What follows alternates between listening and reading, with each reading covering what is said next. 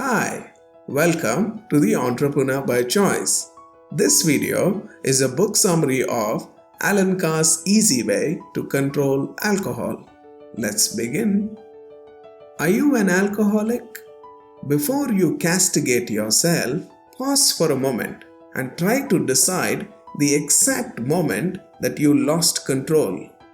Don't confuse it with the moment when you realized that you had a problem, like the time you smashed up your car, or lost your job, or when your partner finally gave up on you. Such moments are not only easily identifiable, but difficult to forget. But there is a great difference between losing control and acceptance of the fact, and the two are usually separated by many years and many unpleasant incidents caused by heavy drinking. Nor should you confuse the moment you lost control with a period when you greatly increased your intake to help you over a tragedy like a broken marriage or whatever. You were actually in control at such times. You deliberately choose to drown your sorrows. In fact, aren't we always in control? After all, normal drinkers only drink when they choose to. Nobody forces them to drink. Have you considered the possibility that the reason we can't work out exactly why we lost control is because we were never in control in the first place? The brainwashing. From the moment we are born, our young brains are bombarded daily with information telling us that alcohol quenches our thirst, tastes good, makes us happy, steadies our nerves, gives us confidence and courage, removes our inhibitions, relieves boredom and stress, eases pain, helps us to relax, and releases the imagination. At the same time, it is an absolute essential for successful social interaction. Who ever heard of a party without alcoholic drinks? It's almost a contradiction in terms. And then there is the most effective brainwashing of all. Children drink lemonade, grown-ups drink beer, whiskey, and wine.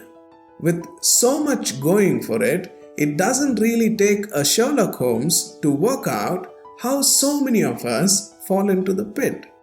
From birth, we are brainwashed to believe it contains exhilaration. Liquor advertising and Hollywood are the major causes for the brainwashing. Nowadays, we don't even have to go to the cinema to be brainwashed. Today, we can sit in our own living rooms and watch the box. Every time you watch a film in which the husband is waiting outside the maternity ward, someone will offer him a brandy to steady his nerves. When the baby is born, he'll crack open a bottle of champagne to celebrate. In particularly every Western film you have ever watched, half the action takes place in the bar. Those tough pioneers who tamed the West seem to spend all their lives drinking red-eye and playing poker. Their idea of a good night out was to be rendered unconscious in a drunken brawl or to get killed in a gunfight. At the other end of the scale, in Dallas-style dramas, what does the handsome tycoon do the moment he arrives home from a hard day in the rat race? He'll go straight to the bar, clink 2 lumps of ice into an expensive cut glass tumbler, and pour a generous measure of scotch. Our own government seems oblivious. Not surprising really when you consider that the treasury enjoys the major share of the profits. The incredible machine. Our body is composed of trillions of cells. Each cell is a separate entity, yet working in complete cohesion with all the others. Do you think you could peel apples, read your newspapers, play cards, or answer the telephone? Of course you could. None of those tasks are particularly complicated. But would you complete even one of those tasks efficiently if you attempted to do them all at the same time? Those trillions of cells that make up our bodies undertake dozens of incredibly complicated tasks and at one and the same time throughout our lives. Whether you're awake or asleep, your lungs continue to breathe in oxygen, and your heart continues to pump that oxygen and other chemicals through the circulatory system to the parts of the body that require them. Your internal thermostat continues to keep your body temperature at the required level. Your body continues to digest food, absorb the necessary fuel and nutrients, and process the waste. Your immune system fights a constant battle to overcome injury and infection. Because these functions are automatic and require no conscious effort on our part, we take them for granted. Expert man created the computer, but you surely wouldn't dream of allowing your pet gorilla to mend your computer. The result is certain to be disastrous. Don't you think the same principle applies when mankind interferes with something as complicated and sophisticated as the human body? The alcohol trap. The alcohol trap is identical today as it was when you first fell into it. It consists of three separate pieces of brainwashing. The first is that the human mind and body are physically weak and deficient and need outside help in order to enjoy life and cope with stress.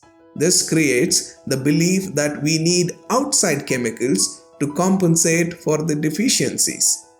The second piece of brainwashing is that alcohol will compensate for the illusory weakness and deficiency. Ironically, it actually creates weakness and deficiencies. The third is that we have been brainwashed to believe that we are more intelligent than the intelligence that created us. This is indeed arrogance. How did we fall into the trap? The circumstances vary with each individual, but the principle is the same. Many of us sneak a little tipple at parties during childhood, but most of us start to dabble more seriously during that period of great upheaval in every youngster's life, when we are expected to change from happy, cheerful children into so-called serious, responsible adults. As youngsters, why on earth should we even question that brainwashing? It must be true. Why else would the rest of the population be taking pills for their nerves or to relax or sleep? And why would 90% of them be drinking if it didn't help? Okay, they might also tell us the dangers of drinking alcohol. So what? They tell us that motorbikes are dangerous, but does that stop us from riding them? That first alcoholic drink is the most ingenious aspect of the trap.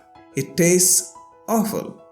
A teenager tasting their first pint of beer will secretly be thinking, have I really got to drink this muck? I'd much rather have a lemonade. But lemonade is for kids. Beer is for adults. And it tastes foul, which removes the teenager's fear that he might get hooked on the stuff. This is what springs the trap. If we act on our instincts, we wouldn't continue to drink the alcohol as it tasted awful. But we have been brainwashed to believe that adults drink because they enjoy the taste. The willpower method of quitting. The mere fact that we use the expression give up as opposed to quit or stop implies that we are making a sacrifice. This is because there is a frightening brainwashing of how difficult it is to quit. Instead of starting our attempt with a feeling of elation, of excitement and challenge, we start with a feeling of doom and gloom as if we are about to attempt to scale Everest without the benefit of ropes or oxygen. And what is the first thing we reach for if we are feeling miserable? That's right, our friend and crutch. So before we even start, we are hit with a double misfortune, because we can no longer have a drink to cheer ourselves up about the fact that we can no longer have a drink. This makes us feel even more depressed, which in turn makes the need for the drink even greater, and so it goes on. The willpower method of quitting is like forbidden fruit tasting sweeter, only if you believed it tasted sweet in the first place. Quit forever or cut down? Once you see alcohol not as the pleasure, crutch or friend that we have been brainwashed to see it as, but as it really is, devastation, then the fear about never ever being allowed to drink again ceases to exist. The worst aspect of cutting down is this: just as dieting makes food more and more precious, so the longer you crave a drink, the more deprived and miserable you will feel, and the greater the illusory pleasure when you finally allow yourself to feed that craving. The instructions that make it easy to quit. Before reading the instructions, you must be clear that there are no advantages from taking alcohol, and you are clear that why cutting down is not an option. If you are not clear and still have doubts, I suggest you read the book or take up Alan Carr's video program. I am very sure that all your doubts will be answered, and you cannot fail with their method. In fact, the money will be returned back to you by them if it fails to work for you. The instructions. 1. Do not think I must never have another drink. That would create a feeling of deprivation. Instead, start with the feeling of, isn't it great? My life is no longer dominated by devastation. 2. Having made what you know to be the correct decision, never ever question that decision. There are no pros whatsoever to drinking devastation. If you begin to question your decision, you will start to crave for a drink. You will feel miserable and deprived if you don't have one, and you will feel even more miserable if you do. 3. Do not, I repeat, do not try to avoid thinking about the fact that you no longer drink alcohol. Let me illustrate the futility of such an exercise. I would like you not to think about a huge pink elephant. What have you started to think about? It is what you are thinking that is important. If you are thinking, I would love a drink, or when will I be free? You will make yourself miserable. If you are thinking, Eureka, I'm already free, you will enjoy thinking about it, and the more you think about it, the happier you will be. 4. Be aware that for a few days there will be a little monster inside your body wanting to be fed. The feeling might register as just an empty, insecure feeling, or just the feeling of, I want a drink. Either way, don't worry about it. Remember, that is what you have been suffering ever since you fell into the trap. And it is so slight, we don't even know it is there most of the time. But you need to be aware that the little monster exists and that it will die soon. 5. Don't worry if you have occasionally forget that you have quit. That feeling of I want a drink might be due to the death throbs of the little monster, or simply that you have forgotten that you have quit. Do not confuse it with doubting your decision. Any major alteration in your life takes time to adjust to. Even an improvement like a better home, job, or car. You may feel a little strange or disoriented over the next few days, but don't worry about it.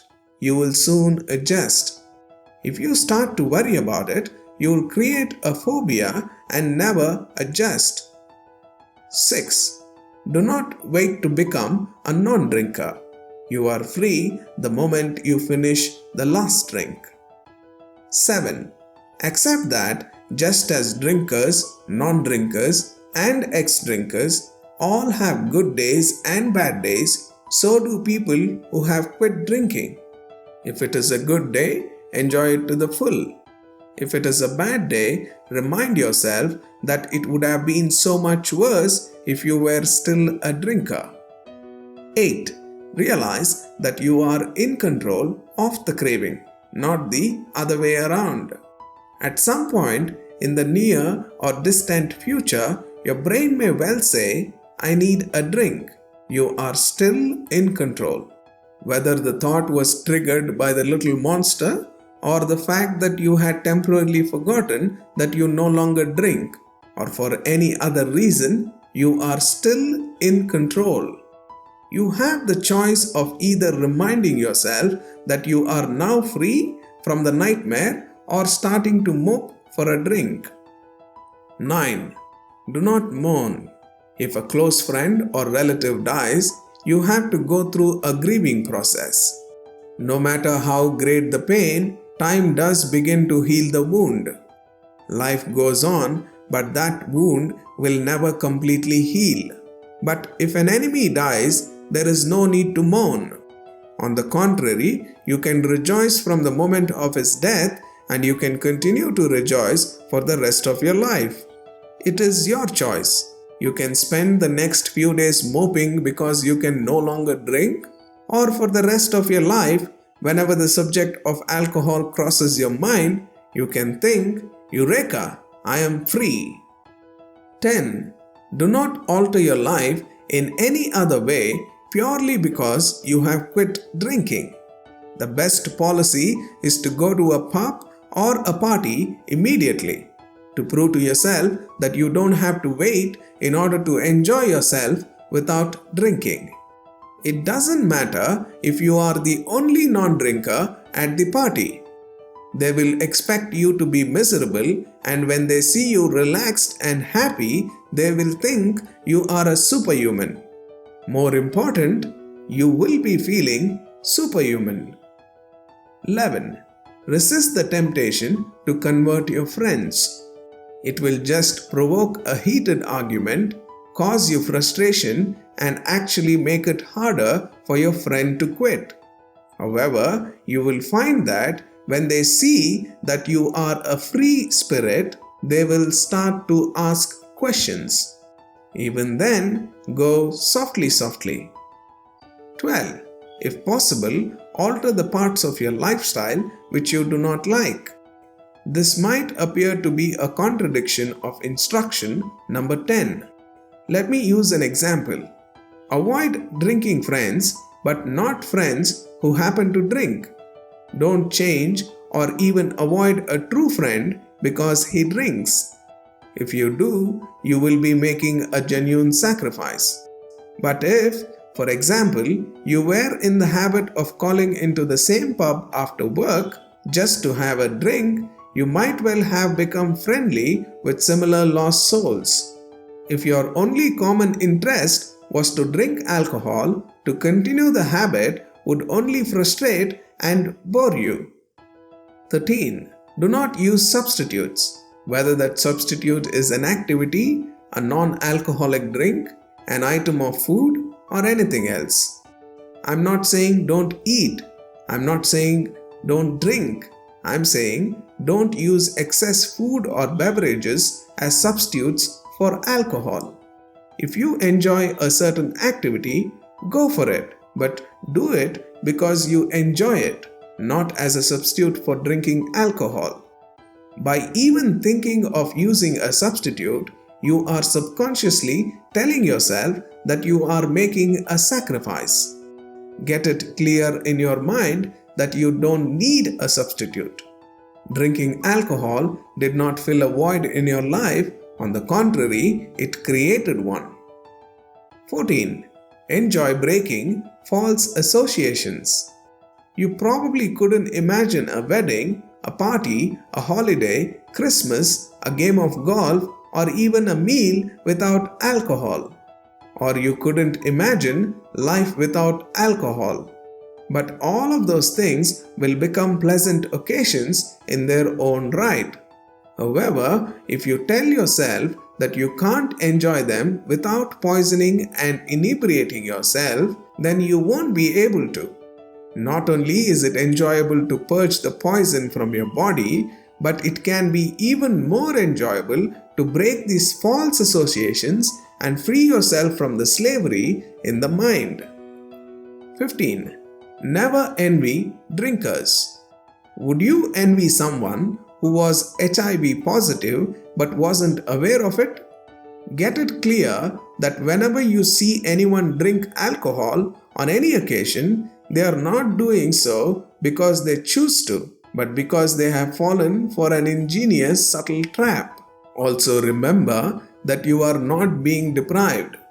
It is the drinkers who are being deprived of their health, their money, their energy, their courage, their concentration, their self-respect, their peace of mind, and their freedom. Your final drink. When do you become a free spirit? It is important that you realize that you will have achieved your goal the moment you finish your final drink. This is a very special day. It might well be the most momentous day of your life. We like to ritualize and celebrate special days like birthdays and weddings, and this is certainly a day that you will want to remember. So why not make a ritual of that last drink? Choose a spirit, preferably the one that you find tastes the most foul. Pour yourself a generous measure of neat spirit. Before you drink it, take time to close your eyes and make a solemn vow that it will be your last ever alcoholic drink. Concentrate on the foul taste and ponder on how you were once conned into paying a fortune just to pour that filthy poison down your throat. Then get on with enjoying your life. Please share this video with those who drink alcohol. Thank you very much.